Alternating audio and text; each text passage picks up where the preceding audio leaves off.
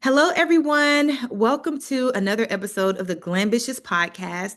For the month of March, Women's History Month, we're highlighting top voices of 2026, women that you need to know. If this is your first time tuned in, make sure you head over to hervisibility.com. Again, that's hervisibility.com to check out the many opportunities we've created to help you amplify your voice in 2026. Miss Morgan, we met in Houston during the first Glambitious Brunch in Houston a year ago today, so somewhere around there. Go ahead and introduce yourself and tell everyone a little bit about who you are and the purpose work that you do.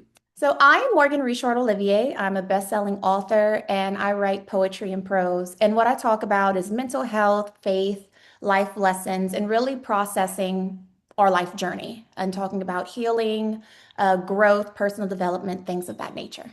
Lovely, lovely. And you've amassed like a really big following, a super huge readership. How did you accomplish that in a, world where so many people are authors and so many people are speakers and poets?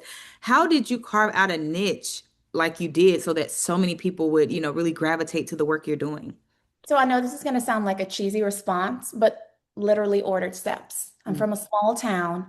And before I was an author, I was in marketing, I was in construction, and I went through a very deep depression, which led me to write and do blogs and things of that nature. And right before COVID, I was led to write a book. And literally, when the world shut down, 2 months after that, my book was not only published, but it was noticed by a very large platform on Instagram that had over 20 million followers on it. So that was my introduction literally to the world at that time. And I was discussing depression. I was talking about, really us sitting with the things that a lot of 25 to 34-year-old women and people do. Really, the questions that we ask, who are we? What is our purpose? What are we doing? Things of that nature. Mhm. And the platform started to grow from that point. So now I'm 9 books in and definitely a large community and a greater conversation. Yeah, that's an amazing feat to have so many readers, so many followers, so many people that really, gravitate to your work. You mentioned the depression before the launch, into the limelight, if you will. And a lot of women during moments of depression, they feel very isolated, they feel stuck and they don't know that shortly after there's a brighter side. Like after the depression, there was such a brighter side. Can you talk a little bit about, advice that you would give a woman who's kind of in a stuck place, a dark place, or a depression in this season? Sit with it. And when you're done sitting with it, release it. I think one of the, I don't want to say mistakes, but one of the journeys I took was whenever, depending on how you are with stress or trauma or just really trying to figure out your season, you can isolate yourself, and that isolation almost becomes addictive. Or, trying to stay safe or trying to just heal or understand yourself. So one of my things that I'd go back and tell my younger self is yes, learn, respect the revelation, grow in your faith, grow as a person, but also give yourself permission to release that. Give yourself permission to move forward and not look at the world as just a scary place, but look at everything you learned from a view of purpose, not just principle. Yeah, no, I love that because you definitely don't want to sit in that season too long. And I think a part of moving forward is literally just to start taking steps. Like whether those steps are, writing or speaking or doing a podcast or pitching yourself, or even as simple as just getting out of the house and working from a coffee shop or going to the gym or walking around the neighborhood. There's motion, I feel like, that helps us keep going during the dark times and get to the other side of it. And so I think, like you said, it's very important that we not get too settled into the dark space and that we give ourselves permission to like keep moving forward because there's always like a brighter side. I feel like God is always calling us to more, and we have to be reminded that there is more on the other side of this. Now you're in a very bright season, I would imagine, now. What are some things that you're working on and looking forward to? Well, one of the things, and I feel like it's worth noting, is that right now I'm not really doing much writing. I'm more in a space of speaking and in a space of greater reflection. I'm back into therapy. And a lot of people were like, well, why would you tell people that? I'm like, because that's the point. I think one of the things when we talk about mental health or even growing in faith is that we have to give ourselves permission to evolve and identify patterns honestly.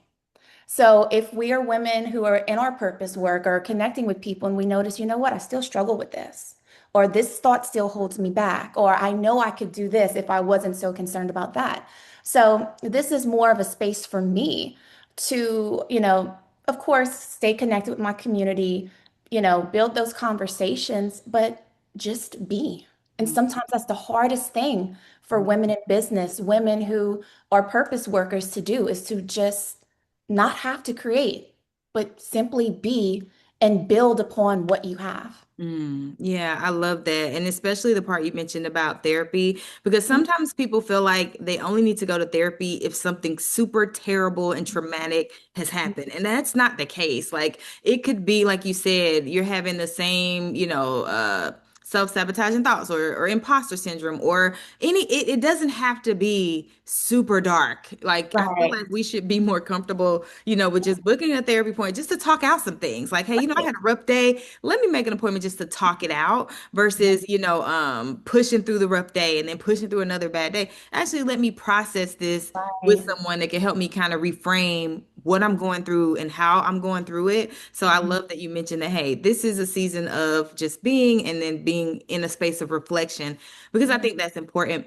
What would be your advice? Because some people don't have, I guess, the liberty to just be, right? Because they have to keep moving to pay the bills. Like there's inflation, there's so many things that prevent them from having the grace and the time to really just be. What would be your advice to that person who's like, I can't afford to just stop, I have to keep going? Right. Well, let me make this clear. So just being doesn't mean you just stop and vacation. I'm still extremely busy. But when I say just be, I'm saying that you have to be honest with yourself of your level of capacity.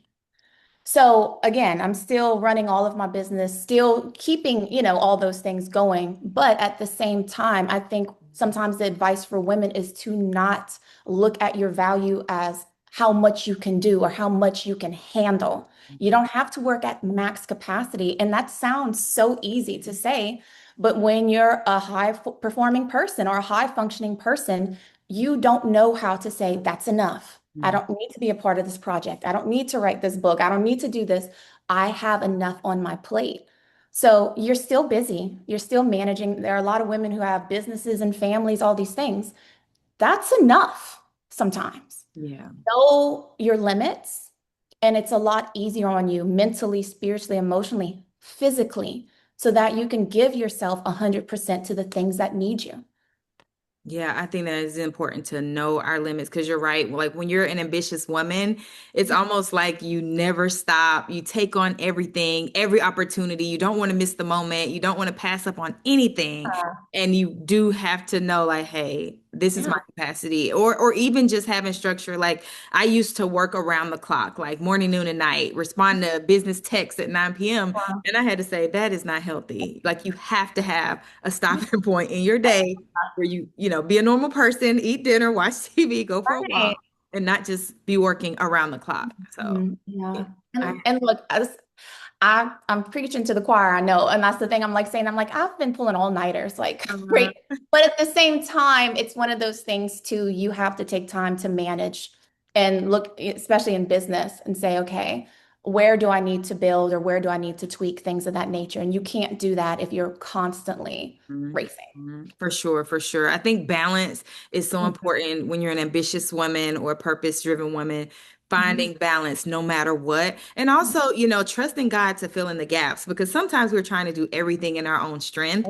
And Mhm. it's like, okay, there's a role that God has in my purpose, in my calling, in my journey. And so I have to release some of it to Him so that I'm not burnt out and I'm not over capacity trying to do it in my own strength. Well, how does your faith tie into the work and your pace and what you envision as like your future? My faith reminds me that I am not in control. Like, yes, I have control, but I have limitations of control. And that's really the thing that keeps me grounded because I think sometimes I can be not, I know I can be an overthinker, an overdoer, all these things.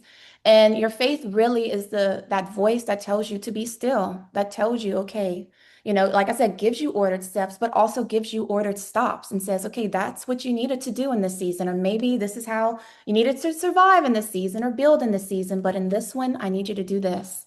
I need you to say that. I need you to go here. I just need you to be a support for this person. Because I think the thing that a lot of us women forget is that we look back to hard times and we forget that we can look and say, oh my God, I needed this type of person. I needed this type of person. But that's the framework of the person you're supposed to become. So I think it's imperative for women in business, women, period, to be that person that can be trusted with another person's pain, another person's success, another person's potential. It all works together, but we have to be not so focused on ourselves and necessarily what's comfortable or familiar to us and those around us. You have to be able to listen and discern, and everything works out when it's supposed to. Yes, I love that. Just really surrendering to God's divine timing. I think if Mhm. we can release some of the pressure, it's just so much pressure, I feel like, to constantly, achieve, pursue, do, all the things. And I think releasing some of that and surrendering to like you said, things happening in divine timing and when they're supposed to, will give us a bit of relief so that we don't find ourselves like burnt out and worn out and things of that nature. So how can, viewers stay connected with you so they can become readers and read some of Yeah. your books and stay connected with your journey? How can they do that? Well, they can follow me on Facebook, facebook.com at Modern Morgan.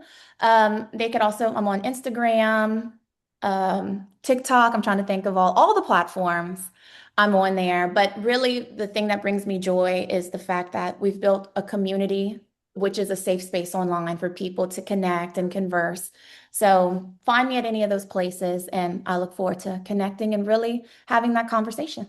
Fantastic. Well, thank you again, Morgan. Like I said, we met in Houston and you came out to my brunch and had a good time, and it was so fun. It was my first time in Texas. I had a great time. And thank you for hopping on here and just, continuing to be a light. You were such a bright energy and welcoming energy to your town. And so I always love meeting like-minded women who have like a positive disposition, who are really anchored spiritually as well. So thank you so much again for hopping on with me. And to those of you again who are tuned in for the first time, make sure you connect with Morgan and also stay connected with the brand by visiting hervisibility.com.